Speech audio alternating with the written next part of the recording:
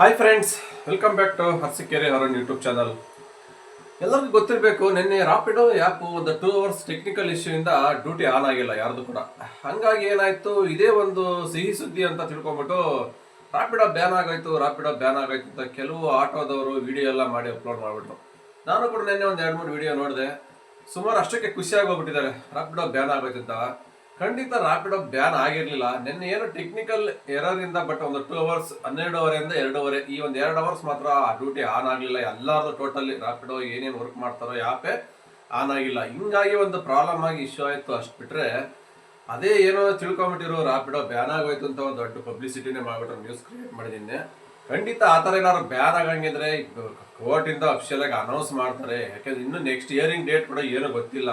ಅಲ್ಲಿ hearing date ಬಂದು ಅವ ಮಾಡಬೇಕೋ ಬೇಡೋ ಅಂತ ಕೋರ್ಟಿಂದ ತೀರ್ಮಾನ ಆಗುತ್ತೆ.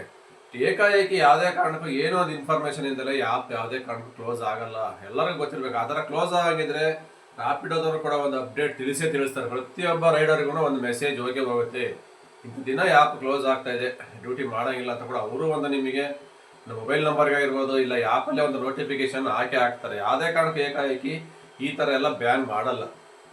ಬಟ್ ಅವ್ರು ಏನೋ ಒಂದು ಸುಳ್ಳು ಸುದ್ದಿ ಒಂದು ಸಬ್ಸಕ್ಕೋಸ್ಕರ ನಿನ್ನೆ ಆ ಥರ ಮಾಡಿದ್ದಾರೆ. ಬಟ್ ಮತ್ತೆ 2 hours ಆನ್ ಆಗೋಯ್ತು, ಮತ್ತೆ ಸೈಲೆಂಟ್ ಆದರು. ಇದೆಲ್ಲ ಕಾಮನ್ ಟೆಕ್ನಿಕಲ್ ಎರರ್ ಆಗ್ತಾ ಇರ್ತವೆ ಎಲ್ಲ ಆ್ಯಪಲ್ಲೂ. ಗೊತ್ತಿರುವಾಗ ಪೋರ್ಟ್ರಲ್ಲೂ ಅಷ್ಟೇ, ಒಂದೊಂದ್ಸಲಿ ಆದರೆ ಒಂದು ಡೇ ಫುಲ್ ಆಗಿಬಿಡುತ್ತೆ, ಹಾನೇ ಆಗಲ್ಲ. ಎಷ್ಟೋ ಸರಿ ಆಗ್ತಾನೆ ಇರುತ್ತೆ, ಸುಮಾರು ಸರಿ ಆಗಿದೆ ಪೋರ್ಟಲ್ ಆ್ಯಪಲ್ಲಿ. ಬಟ್ ರಾಪಿಡೋದಲ್ಲಿ ಏನೋ 2 hours ರೆಡಿ ಆಗೋಯ್ತು.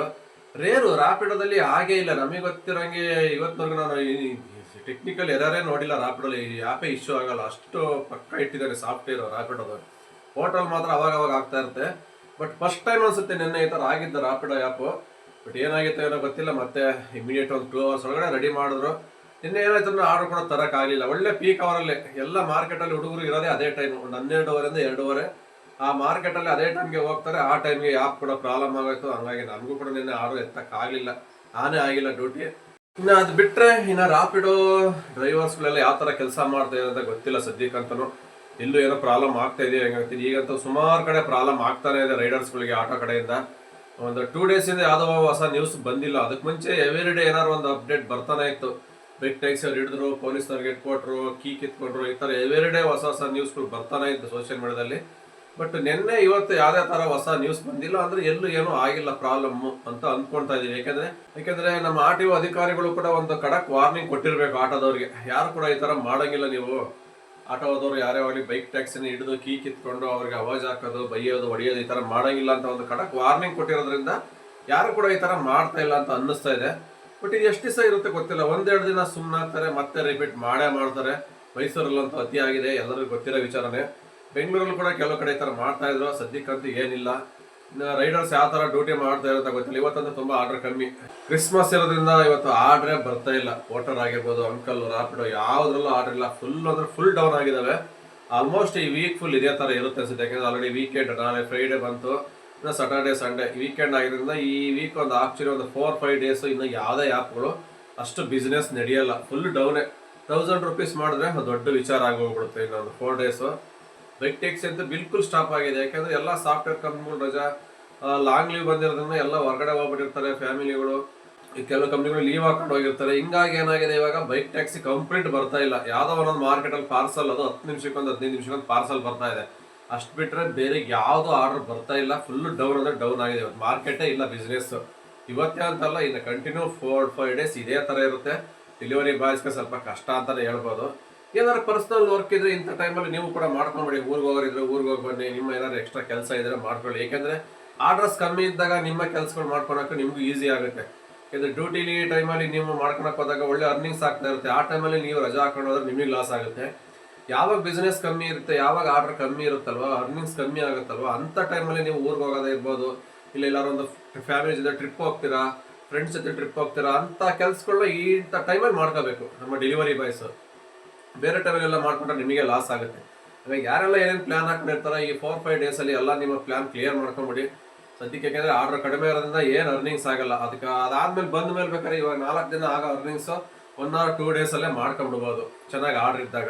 ಯಾಕಂದರೆ ಇವಾಗ 1000 rupees ಮಾಡಿದ್ರೆ ದೊಡ್ಡ ವಿಚಾರ. ಅದರಲ್ಲಿ ಪೆಟ್ರೋಲು, ನಿಮ್ಮ ಊಟ ತಿಂಡಿ ಎಕ್ಸ್ಟ್ರಾ ಖರ್ಚಾದರೆ ನಿಮ್ಗೆ ಉಳಿಯೋದೇ ಒಂದು 600-700 ರೂಪಾಯಿ.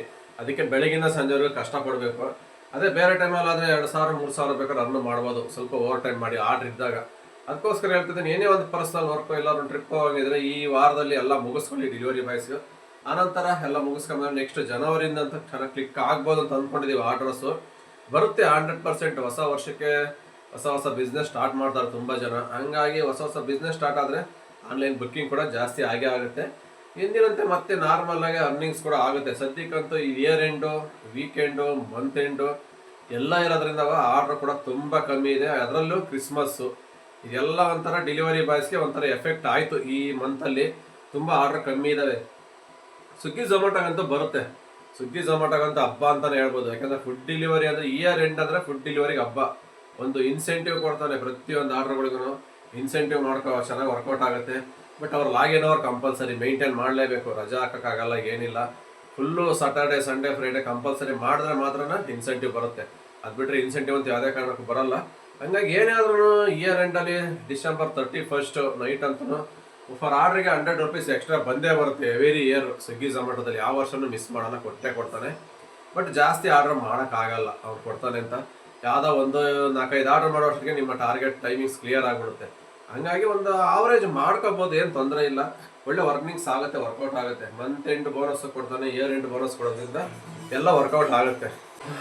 ಮತ್ತೆ ಏನಾದ್ರು ಪ್ರಾಬ್ಲಮ್ ಆದರೆ ಖಂಡಿತ ಏನಾದ್ರು ಮೆಸೇಜ್ ತಿಳಿಸ್ಕೊಡಿ ಫ್ರೆಂಡ್ಸ್. ಯಾರೇ ಒಂದು ಡೆಲಿವರಿ ಬಾಯ್ಸು, ನಮ್ಮ ರಾಪಿಡೋ ರೈಡರ್ಸು ಎಲ್ಲಿ ಏನಾಗ್ತಾ ಇದೆ ಅಂತ ಖಂಡಿತ ಒಂದು ಮೆಸೇಜಲ್ಲಿ ತಿಳಿಸ್ಕೊಡಿ. ನಾವು ಕೂಡ ಅದ್ರ ಬಗ್ಗೆ ಏನಾದ್ರು ಒಂದು ಹೊಸ ವಿಡಿಯೋ ಅಪ್ಲೋಡ್ ಮಾಡೋಕ್ಕೆ ನಮಗೂ ಕೂಡ ಗೊತ್ತಾಗುತ್ತೆ. ಯಾಕೆಂದರೆ ಬೇರೆ ಕಡೆ ಆಗೋದೆಲ್ಲ ವೀಡಿಯೋಗಳು ನಮಗೂ ಏನು ಗೊತ್ತಾಗಲ್ಲ, ಎಲ್ಲೆಲ್ಲಿ ಏನೇನು ಪ್ರಾಬ್ಲಮ್ ಆಗುತ್ತೆ ಅಂತ. ಏನೇ ಒಂದು ಸೋಷಿಯಲ್ ಮೀಡಿಯಾದಲ್ಲಿ ಬಂದ ಮೇಲೆ ಮಾತ್ರನೇ ನಮಗೂ ಅಪ್ಡೇಟ್ ಸಿಗೋದು, ಅಲ್ಲಿವರೆಗೂ ಸಿಕ್ಕಲ್ಲ.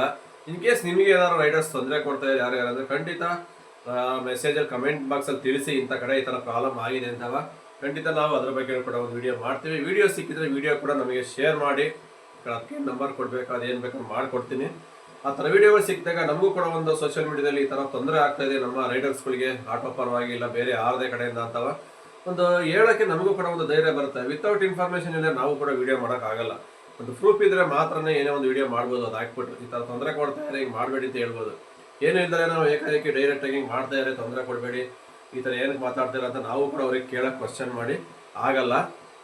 ಅದಕ್ಕೋಸ್ಕರ ಯಾವುದೇ ಒಂದು ರೈಡರ್ಸ್ಗೆ ತೊಂದರೆ ಆಗಲಿ, ಇಲ್ಲ ಒಂದು ಡೆಲಿವರಿ ಬಾಯ್ ಸ್ವಿಗ್ಗಿ ಝೊಮ್ಯಾಟೋದವ್ರಿಗೆ ಏನಾದ್ರು ತೊಂದರೆ ಆಗಲಿ, ರೆಸ್ಟೋರೆಂಟ್ಗಳಲ್ಲಿ ಏನೇ ಒಂದಿದ್ರೆ ಇನ್ಫಾರ್ಮೇಷನ್ ತಿಳಿಸ್ಕೊಡಿ. ನಾವು ಕೂಡ ಎವ್ರಿ ಡೇ ಏನಾದ್ರು ಒಂದು ವಿಡಿಯೋ ಮಾಡ್ತಾನೆ ಇರ್ತೀವಿ. ನಮ್ಮ ಡೆಲಿವರಿ ಬಾಯ್ ಸಪೋರ್ಟ್ ಆಗಿ ಅಂತ ಹೇಳ್ತಾ ಈ ವಿಡಿಯೋ ಇಲ್ಲಿಗೆ ಮುಗಿಸ್ತಾ ಇದ್ದೀನಿ. ಯಾರೆಲ್ಲ ಹೊಸದಾಗಿ ನಮ್ಮ ಚಾನಲ್ ನೋಡ್ತೀರಾ ಪ್ಲೀಸ್ ದಯವಿಟ್ಟು ಸಬ್ಸ್ಕ್ರೈಬ್ ಮಾಡ್ಕೊಂಡು ವಿಡಿಯೋನ ವಾಚ್ ಮಾಡಿ. ಹಾಗೆ ಪಕ್ಕದಾಗಿರೋ ಬೆಲ್ ಐಕಾನ್ ಕ್ಲಿಕ್ ಮಾಡಿ. ಇಷ್ಟ ಆದರೆ ಒಂದು ಲೈಕ್ ಮಾಡಿ, ಶೇರ್ ಮಾಡಿ, ನಿಮ್ಮ ಅನಿಸಿಕೆಗಳನ್ನ ಕಮೆಂಟ್ ಬಾಕ್ಸ್ ತಿಳಿಸಿ. ಮತ್ತೆ ಸಿಗೋಣ ಮುಂದಿನ ವಿಡಿಯೋದಲ್ಲಿ. ಅಲ್ಲಿವರೆಗೂ take care, bye bye, have a nice day. ಜೈ ಹಿಂದ್, ಜೈ ಕರ್ನಾಟಕ ಮಾತೆ.